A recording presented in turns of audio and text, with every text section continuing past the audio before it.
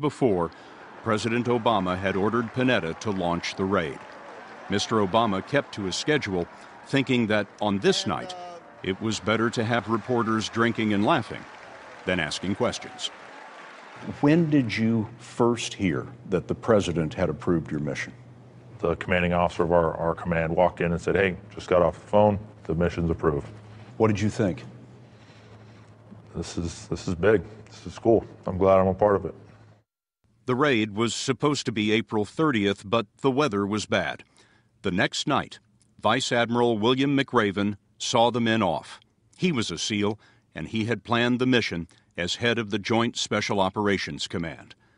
Just before midnight, the Black Hawks started the sprint from the U.S. base in Jalalabad, Afghanistan, to Abbottabad, about 150 miles away. The helicopters were blacked out against a clear, moonless night. The Army pilots, guided by night vision goggles, flew high speed, treetop level, under Pakistani radar. It was roughly an hour and a half. I remember, we took off, shut the doors, and the radio call I heard was, hey, we're over the border. We're crossing the border into Pakistan. And I remember thinking, wow, this is okay. This is happening. And I swear I glanced around the helicopter, and half the guys were sitting there asleep on the ride in. It was an hour and a half ride. You guys got to catch a few Z's on the way in. Wait a minute. Your team is flying in to Osama Bin Laden's compound, and they're asleep? Yeah, no, it's your time to just kind of shut your eyes, relax, mentally walk through whatever you need to walk through. It was about 1 o'clock in the morning, 66 degrees, 65% humidity, with calm winds. At 1 minute, we opened the door, and I just kind of swung my legs out, and I'm sitting there looking down. I'm thinking, wow, this is a beautiful spot. Houses with pools in the backyard, well lit, manicured yards. Like, wow, this is definitely not, the mud huts of Afghanistan.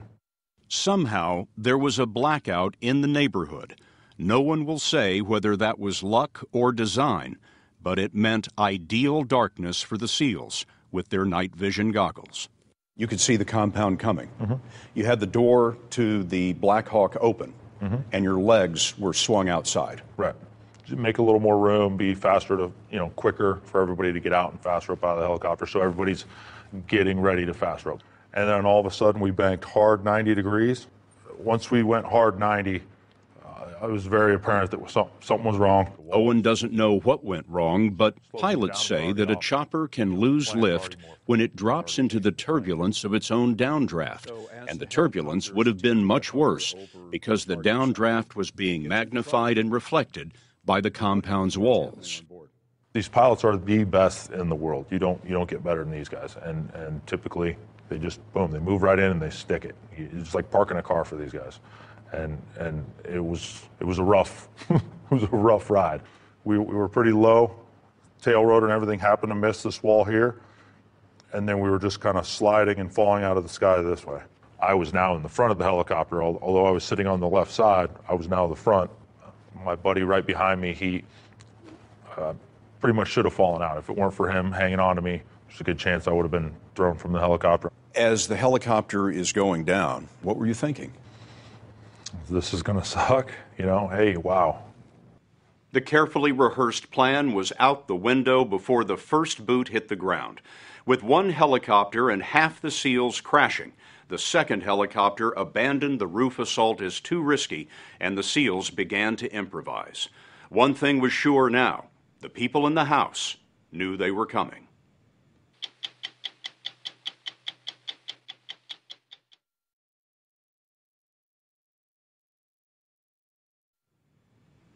The raid on bin Laden's house was supposed to be straightforward.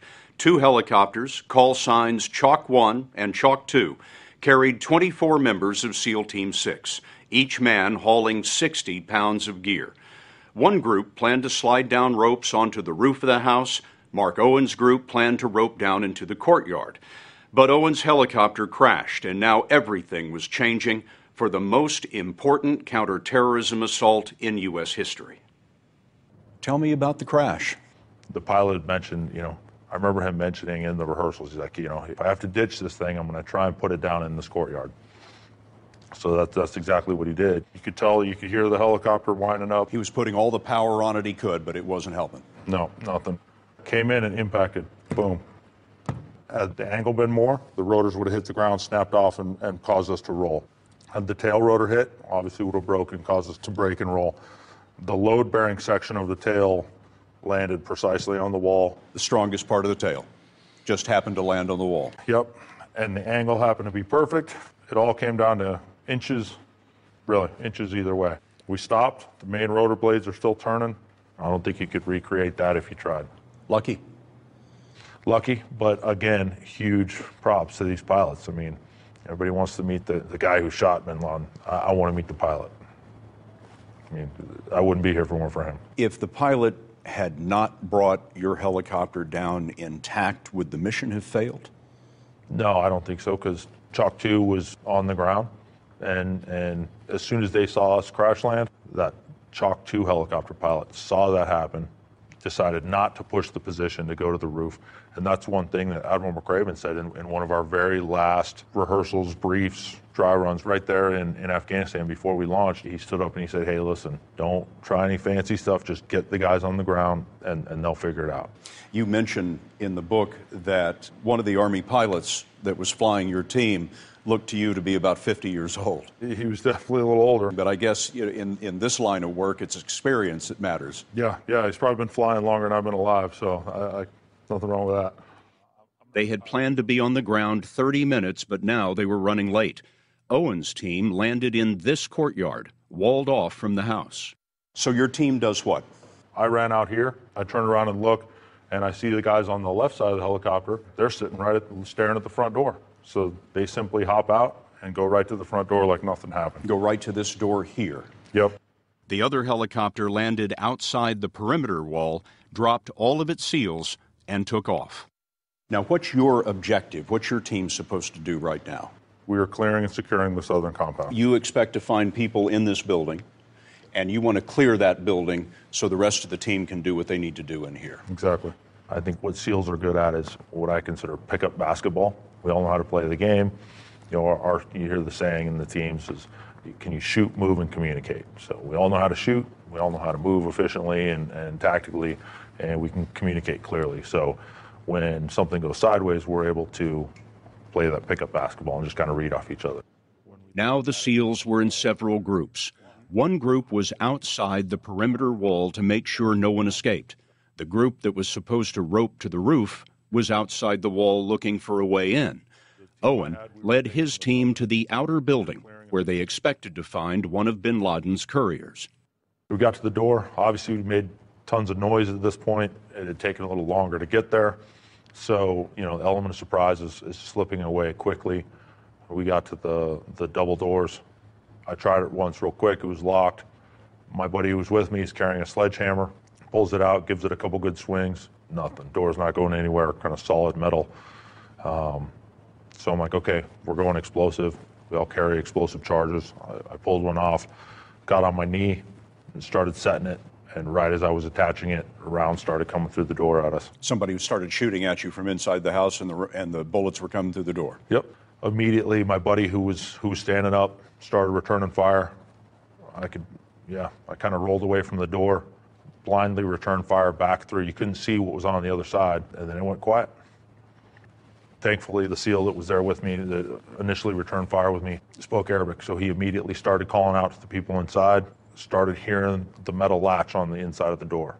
Are they going to come out with a suicide vest? Are they going to throw a hand grenade out? Are they going to, spray their AK? Door opens up, a female holding a kid, a couple kids right behind her. You got your finger on your trigger, and you're looking at a woman with her children. Yeah. Split second. We just received fire.